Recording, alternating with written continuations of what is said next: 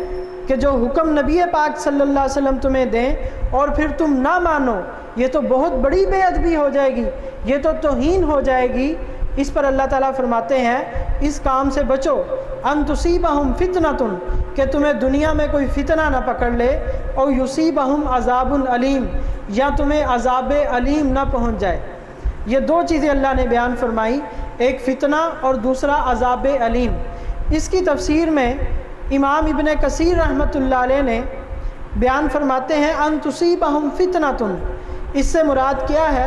ای فی قلوبہم من کفر، کہ اللہ تبارک و تعالی شان رسالت کے خلاف تم کام کرو، اس پر تمہیں سزا مل سکتی ہے۔ کیا؟ من کفر، کہ اللہ تمہارے دلوں میں کفر ڈال دیں۔ اگر تم ایمان والے ہو اور شان رسالت کے خلاف کوئی کام ہو گیا ہے، اب اس بات سے ڈرو، من کفر، کہ تمہارے دلوں میں کفر پیدا نہ ہو جائے، او نفاق، یا منافقت نہ آ جائے، او بدعت، یا تم لوگ بدعت میں مبتلا نہ ہو جاؤ، او یصیبہم عذاب علیم، یا تمہیں دردناک عذاب پہنچ جائے۔ کیا؟ ای فی الدنیا، دنیا میں، بقتل، کہ تمہیں قتل کیا جائے۔ اگر تم شان رسالت میں کوئی گستاخی کرتے ہو تو عذاب علیم تمہیں دنیا میں پہنچے گا۔ وہ کیا ہوگا؟ بقتل، کہ تمہیں قتل کیا جائے گا۔ تو نبی پاک صلی اللہ علیہ وسلم کی شان رسالت میں گستاخی کرنے کو اللہ نے کیا فرمایا ہے کہ عذاب علیم ہے، اور عذاب علیم سے مراد کیا ہے؟ دنیا میں قتل کرنا ہے۔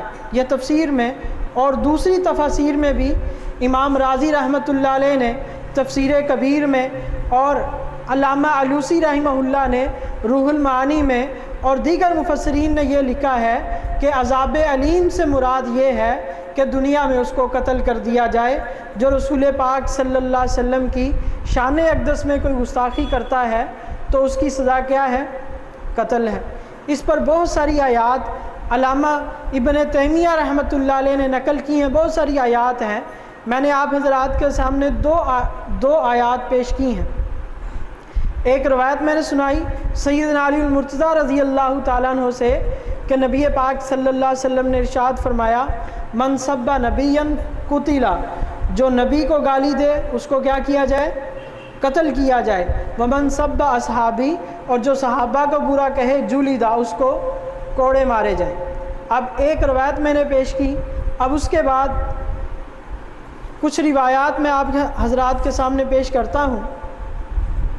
امام بخاری رحمہ اللہ نے صحیح بخاری میں اس عنوان پر روایتیں نقل کی ہیں۔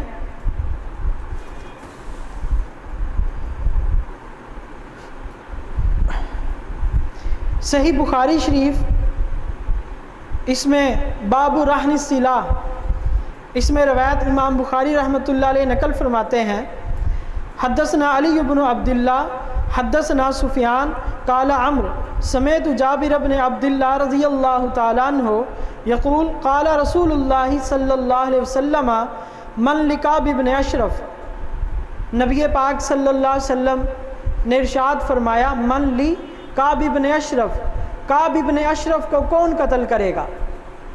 اب دیکھیں صحیح بخاری میں یہ روایت 4 جگہ موجود ہے۔ صحیح بخاری شریف میں یہ روایت 4 جگہ موجود ہے۔ نبی پاک صلی اللہ علیہ وسلم بیان فرما رہے ہیں من لکعب بن اشرف، کعب بن اشرف کو قتل کون کرے گا؟ کیوں؟ اس نے کیا کام کیا ہے؟ نبی پاک صلی اللہ علیہ وسلم نے فرمایا میں بتلاتا ہوں، فَإِنَّهُ آذَى اللَّهَ وَرَسُولَهُ، اس نے اللہ اور اللہ کے رسول کو بڑی تکلیفیں دی ہیں۔ یہ نبی پاک صلی اللہ علیہ وسلم کی شان اقدس میں گستاخی کیا کرتا تھا۔ جو نبی پاک صلی اللہ علیہ وسلم کی شان میں گستاخی کرتا ہے وہ اللہ جل جلالہ کی شان میں بھی گستاخی کرتا ہے۔ یاد رکھیں جس طرح نبی پاک صلی اللہ علیہ وسلم کی اطاعت یہ اللہ ہی کی اطاعت ہے۔ اللہ تعالیٰ فرماتے ہیں من یطع الرسول فقد اطاع اللہ، جس نے رسول اللہ صلی اللہ علیہ وسلم کی اطاعت کی اس نے اللہ کی اطاعت کی۔ تو نبی کی اطاعت اللہ کی اطاعت۔ ما رمیت اذ رمیت ولکن اللہ رما، کیا محمد صلی اللہ علیہ وسلم آپ نہیں پتھر پھینک رہے، پتھر تو ہم پھینک رہے ہیں۔ جب آیت بیت رضوان والی جو آیت ہے جو درخت کے نیچے ہوئی تھی تو اللہ تعالیٰ نے کیا فرمایا کہ جس نے نبی کے ہاتھ پر بیعت کی ہے اس نے در حقیقت اللہ کے ہاتھ پر بیعت کی ہے۔ تو اللہ کی اطاعت، اللہ کے رسول کی اطاعت اللہ ہی کی اطاعت ہے۔ تو جو اللہ کو تکلیف دیتا ہے وہ کس کو تکلیف دیتا ہے؟ اللہ کے رسول صلی اللہ علیہ وسلم کو۔ تو نبی پاک صلی اللہ علیہ وسلم نے فرمایا اس نے اللہ اور اللہ کے رسول کو تکلیف دی ہے، اس کو کون قتل کرے گا؟ فقال محمد بن مسلمہ انا، محمد بن مسلمہ رضی اللہ تعالیٰ عنہ نے عرض کیا یا رسول اللہ میں اس کو قتل کروں گا۔ پھر انہوں نے نبی پاک صلی اللہ علیہ وسلم سے اجازت طلب فرمائی اور بڑے طریقے سے کعب ابن اشرف کو قتل کیا محمد ابن مسلمہ رضی اللہ تعالیٰ عنہ نے، اور نبی پاک صلی اللہ علیہ وسلم نے ان پر اس کے خون کو معاف کر دیا، حدر کر دیا کہ یہ مباح الدم ہے، بلکہ خود نبی پاک صلی اللہ علیہ وسلم نے ترغیب دی تھی من لکعب ابن اشرف۔ اب مجمع صحابہ کا موجود ہے، ترغیب والی بات ہے کہ کون قتل کرے گا کعب ابن اشرف کو۔ اب یہ ترغیب دی جا رہی ہے، ترغیب اچھی چیز کی دی جاتی ہے بری چیز کی؟ اچھی چیز کی۔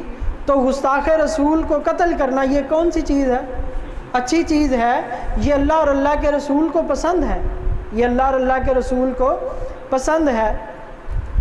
تو محمد ابن مسلمہ رضی اللہ تعالیٰ عنہ نے ان کو قتل کر دی۔ یہ روایت صحیح بخاری شریف میں 4 جگہ موجود ہے۔ امام بخاری رحمہ اللہ نے اس کو مختلف جگہ پر کہیں مختصر کہیں پورا واقعہ تفصیل سے ذکر کیا ہے۔ پورا واقعہ ذکر کرنا مقصود نہیں، مقصد یہ ہے کہ ہمارے نظریے اور عقیدے کی اصلاح ہو جائے۔ ہمیں ایک اسلامی نظریے کا پتہ ہونا چاہیے کہ مسلمان کا کیا نظریہ ہے۔ یاد رکھیں گستاخی کرنے والا مسلمان ہو یا کافر ہو اس کی سزا موت ہے۔ کافر تو ہے ہی، پہلے ہی کافر ہے نا، اگر گستاخی کرتا ہے تب بھی وہ واجب القتل ہے۔ اگر وہ مسلمان ہو کر نبی پاک صلی اللہ علیہ وسلم کی شان میں گستاخی کرتا ہے تو یہ ویسے ہی مرتد ہو جائے گا۔ اور حدیث میں آتا ہے جو مرتد ہو جائے اس کو قتل کر دو، جو مرتد ہو جائے اس کو قتل کر دو۔ تو مسلمان گستاخی کرے وہ مرتد کی سزا کیا ہے؟ قتل۔ اور جو کافر نبی پاک صلی اللہ علیہ وسلم کی گستاخی کرے اس کی سزا کیا ہے؟ صرف نبی پاک صلی اللہ علیہ وسلم کی نہیں، کسی بھی نبی کی کرے۔ لا نفرق بین احد من رسول، کہ ہم کسی نبی کے درمیان